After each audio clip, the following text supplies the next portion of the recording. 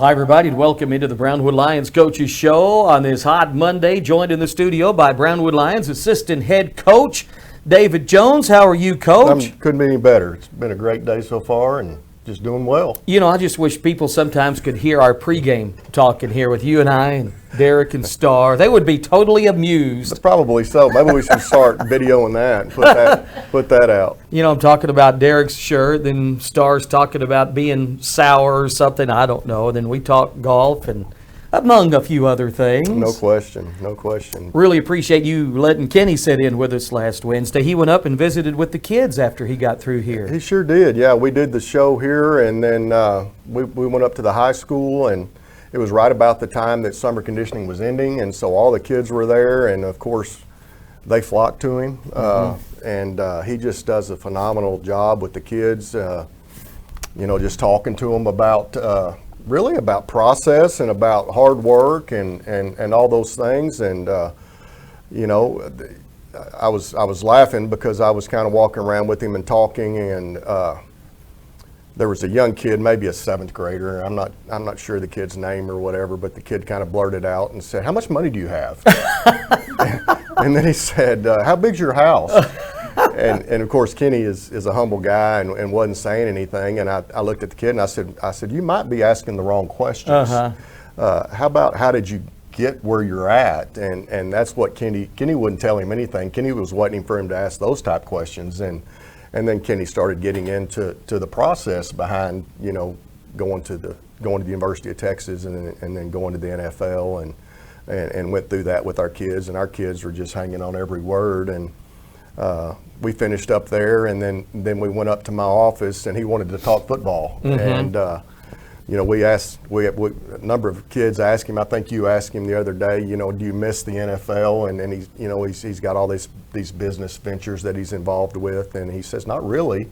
But then we get up into my office, and I think it's kind of his sports fix to be able to talk football. And of course he's extremely knowledgeable, and I'm showing him what we're doing, and he's asking good questions. And so we spent about an hour in my office just talking football. And of course that's where his heart is, and he loves that stuff. So we had a great day. Yeah, Kenny Vaccaro, of course, whom we're talking about, 8-year NFL career and very successful post-NFL career with his G1 business and that Gamers, the Halos. He's doing very well with that, from what I've been told. Yeah, that's amazing, isn't it? Yeah. I mean, I don't really even understand all of that, but yeah. But it's obviously very popular, and he's doing a great job with that. And that's the great thing is his career and the success he had, you know, in the NFL and in college and all that gives him an opportunity to do whatever he wants to do with the rest of his life, and he's obviously deserves that, and he's enjoying being retired. And I guess you could call it retirement. He's working hard, but he's getting to do what he wants to do, and that's pretty cool.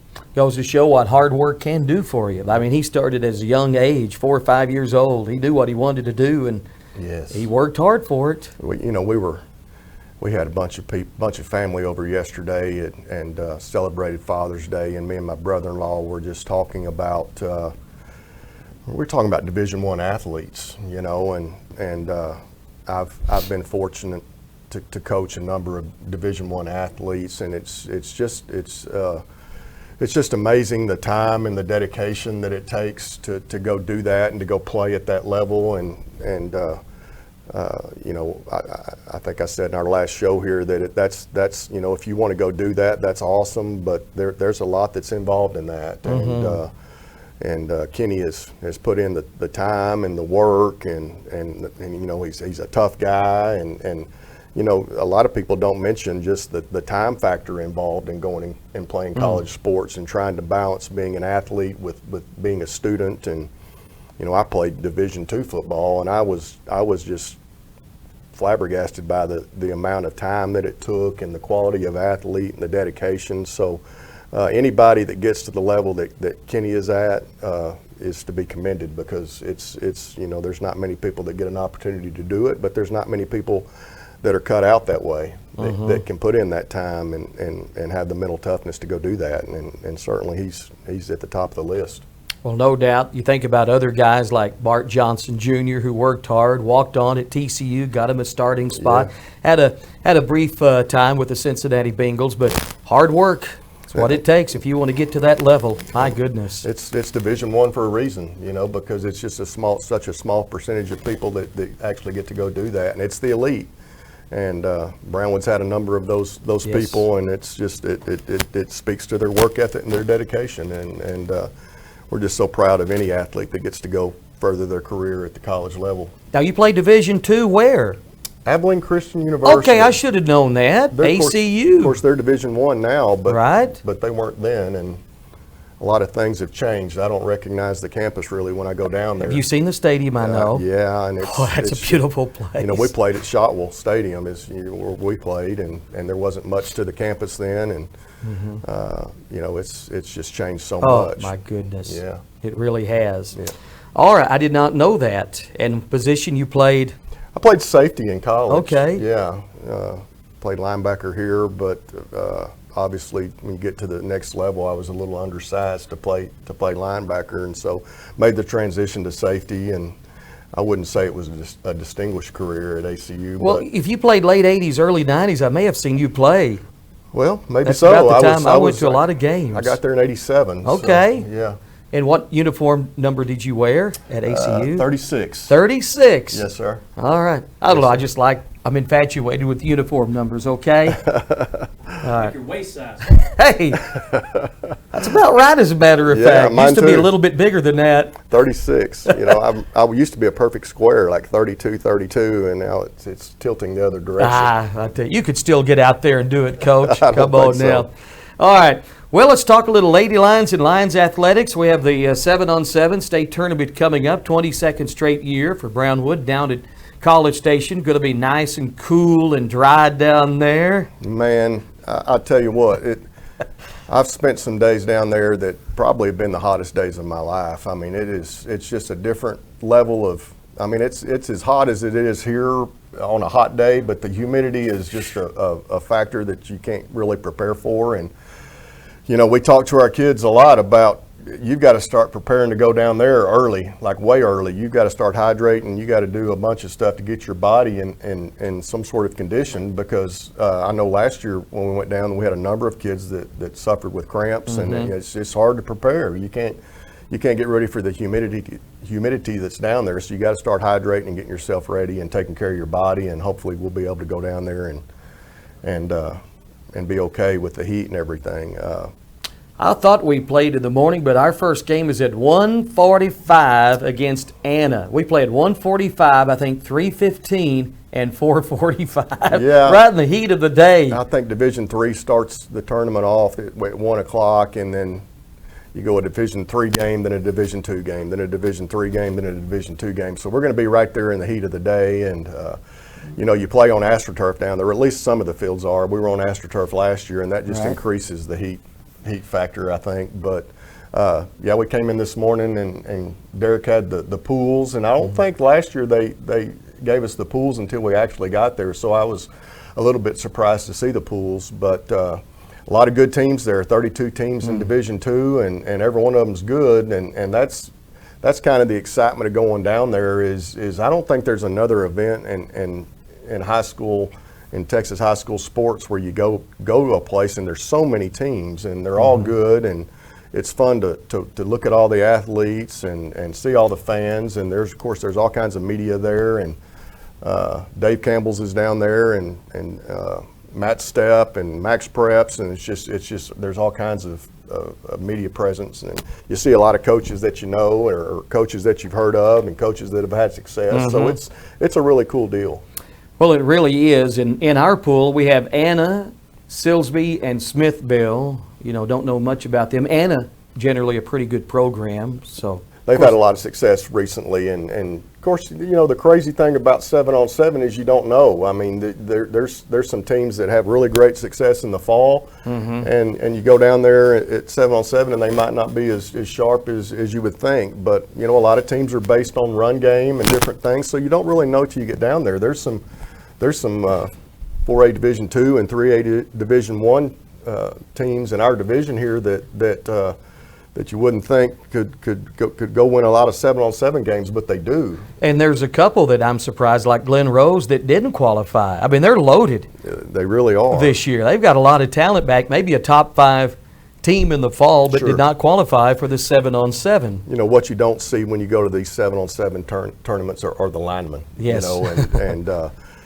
Glen Rose could very well be packed with a bunch of big linemen. And Well, they've got them all coming back. You know, so you never know. It's such a great thing to be involved with, and but you just never know. You know, some team that you don't expect may jump up and win that thing. Right. You just don't know how it's going to work. You know, China Spring is in our division. We saw them here. Good-looking kids. Oh, Good-looking bunch right there. We got Breckenridge. They run kind of a different type offense on 7-on-7. And Jim Ned, who's defeated us twice. That's right. Also in our division. So there's some pretty good schools down there. I've told a bunch of people that if there's anybody that we dislike playing, it's Breckenridge, because they get in all kinds of crazy formations and motions, and they get you in a bind in 7-on-7 in a hurry, and they put a lot of time into it, and they're really good at it. And then of course, Jim Ned, you know, they beat us twice, and I think it was by a point both times, and great competition, and I expect them to go down there and do very well. All right. I don't know if we're going to visit Wednesday or not. I'm not sure who's going to be here, but you're going to be at College Station. So what do you want to see from the 7-on-7 squad? Last tournament before we start two-a-days August 1st. Yeah, we're going, a number of us are going down Wednesday. I'll go down Wednesday afternoon. I've got to be down there and register us. Registration starts at 8:30 on Thursday. I think it runs from 8:30 to 11:30 or something like that. But you've got to go down there, and you've got to bring your uniforms, and they inspect your uniforms and make sure that the numbers are the right size, and then they look at your helmet. You know, in 7-on-7 a couple of years ago, they started requiring you to wear a protective helmet, which I think is a great idea. Yeah. Early on in 7-on-7, in some games that I was involved in or watched, that kids smacking into each other, running full speed. And a lot of the routes that are run in 7-on-7 are pick routes where receivers are trying to rub off people who are covering them, and so there were some collisions there. And of course, you got to wear a mouthpiece all the time, so you got to go down there and register, and they kind of give you the lowdown and make sure that your equipment is in good shape. But you know, when we go down there, we just want to number one, see improvement. We want to try to be at our best, the best that we've been all summer long, and just go compete at a high level. And if we can do that, it's going to be a successful weekend. Just see our kids improve. What do you think about, how would you assess Icall's performance at quarterback through what we've seen so far? You know, I think Ike's gotten better and better. To be able to step in as a junior in 7-on-7, the realm of 7-on-7 is just a little bit different, and things happen really fast, and you've got to kind of diagnose coverages on the fly. And you know, when you're in the fall, people don't run probably as many coverages, and so one of the defensive thoughts in 7-on-7 is try to confuse the quarterback as much as you can. They have 4 seconds to throw, and from a defensive standpoint, 4 seconds seems like a long time because there's not a pass rush and all that stuff. I'm a defensive coach, and I feel like the quarterback's back there patting the ball, waiting for people to get open forever. But from an offensive standpoint, 4 seconds isn't very long, and so. You know, early on he was a little bit slow getting the ball out, but as he's progressed this summer as far as understanding our scheme and then understanding defense, Coach Burnett talks to him all the time about seeing the defense instead of our receivers react to what the defense is doing, and he's gotten better and better at that, and he'll continue to improve. But I think Ike has done a really good job, and he's been a good leader for us, and I think he's going to be outstanding in the fall. We had Dex Denard in the program last Wednesday. Was it last Wednesday? I think so. That we had Dex in the studio, or one day last week? It was Monday. Maybe Monday, I guess, because I know we had Kenny on Wednesday. But it was talking about all those offensive weapons Ike has to throw through. I mean, we've got 7, 8 receivers. We're deep at receiver. It's really nice. It's a nice problem to have, and for you know, this entire off season, that's been one of the communication points to our kids that Coach Burnett has used, is that we are finally to the point in our program that we've got a lot of competition at each position, and that's something that we haven't had necessarily, and competition is always a great thing, and we've got guys at every position, not just receivers, that guys are competing, and when guys are competing for a job, then that's a big motivation as you can get. We talk to our kids all the time about we say that this process from when the off season starts till two-a-day starts is like a job interview. and it's the longest job interview you've been on in your life. But it's something that there's a lot of factors that go into who gets to play and who doesn't, and it's summer conditioning, and it's dedication, and it's performance in 7-on-7. There's a lot of things that go into it, and man, we love the fact that we've got a bunch of guys at each position, and we also love the fact that there's really not anybody that's going two ways. You know, maybe a guy here or there, but our goal would be when we get to the fall to have 11 guys on defense and 11 guys on offense, and I think that's the best scenario that we could hope for. We talked a lot about offense. What about your defense? I know you're really watching that this spring. So. Yeah, we're thrilled with the way our defense has looked. As I've said, we've kind of put in a new scheme. Started this spring with that, and you know, this new defense, it seems to give the offenses a problem. You know, we haven't given up big points in 7-on-7 this year, and it seems like the offenses that when they're throwing the ball, they're having to throw it short, and we're kind of taking away the long ball, and that's the name of the game defensively. If you can make teams have to drive the ball down the field, there's very few offenses that can drive the ball down the field and not make a mistake along the way, you know, when you're talking about having to drive the entire length. And so that's kind of been our thought process. We've got 5 DBs on the field this year instead of 4, which we've had in the past. And if you can take away the big play and make offenses work for their living, then I think that we'll have a chance to be successful. I think we've simplified. Our defense is easy. Our kids aren't flipping sides and things like that. You've kind of got a home base, so an offense can really line up in any formation they want, and we kind of stay still. And I think if you understand where you're supposed to be and if the scheme is easy, then it gives you an opportunity to play fast. And if we can play fast, then we're going to be good. Yeah, big play hurt us last year in some of our games, as we all know. No question. But you have a lot of experience back on that. I think 9 or 10 starters at one time or another from last year, so that's pretty exciting stuff. And some of them will even be underclassmen, maybe some juniors. Well, we've got a lot of kids coming back, but we've got a lot of those juniors that had that great season on the JV are moving in, and they're hungry, and they're looking for a spot. So, again, that just ties into the competition at positions, and we couldn't hope for a better scenario than that. Oh, I'm excited. I'm telling you what, both sides of the football, a lot of depth right there, and it looks really good. Yes, sir. All right, Coach, so you're leaving out Wednesday for 7-on-7 and getting everything settled in and the kids and all. So, obviously, I don't know who's doing the show Wednesday, but if I don't see you, safe travels and yes, sir. Good luck. My wife bought a bunch of those towels that you put around your soak and put them around your neck. Derek will be wearing some of those. She got online and I don't know what they're called, but she's got a whole package of them. So we'll be utilizing those, and she'll have an umbrella, and all the fans will have umbrellas and tents. If you sit out in the sun the whole time, then you're in for a long afternoon or a couple of days. So we try to find shade if we can and try to stay cool, but we're looking forward to the experience. Me too. And I hope Dave Campbell, like the last 2 years, because I'll be here, will video stream it. I really enjoyed that. Yeah, it was good coverage. No doubt about it. I see all those cameras when we go down. I haven't been able to see it. I've been there live, but I see all the cameras, so I think they're doing a good job with that. Oh, they did a great job last year, no doubt. Hey, we got some camps this week. Want to talk about that? Yeah, I think track camp is going on this week. I've been in conversation with Kay Parrish a number of times over the last couple of days. She's trying to get ready for her camp and expecting a good turnout for that. So, her camp's going to be out at Brownwood Stadium, and then I'm looking at the schedule for next week, which is the 27th through 29th is soccer camp.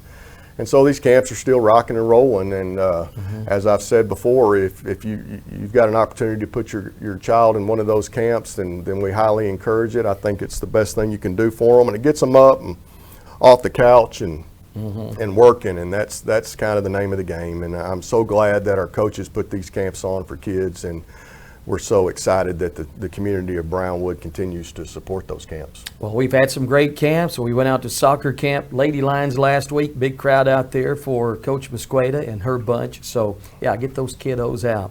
Coach, good stuff today. Anything else, athletic-wise or otherwise? No, sir, I can't think of anything. Did the U.S. Open go your way, golf? Man, I love to watch golf. My wife hates it when I watch golf, but I sure like to watch it, and I guess probably my favorite tournament of the year is the U.S. Open because it's our national open, and anybody can go play it if you qualify, and there's probably not a bigger trophy in golf than to say that I'm the United States champion, and So I enjoyed watching that. They always set the U.S. Open courses up really difficult. You know, it's a difficult deal. My and goodness. You watch the pros, and it looks like just amateurs playing at times because boy, they're making high scores, and it's a tough deal, but it's fun to watch, and I enjoy it. Yeah, I love the tougher course. Makes it more challenging, I guess. But that course too is beautiful. The Country Club, just outside of Boston, Massachusetts. You know, my son was watching it with me yesterday, and they're wearing sweaters, and I said, you know, I think it's like 55 degrees there, you know, and my son's like, wow, and I'm like, yeah, it'd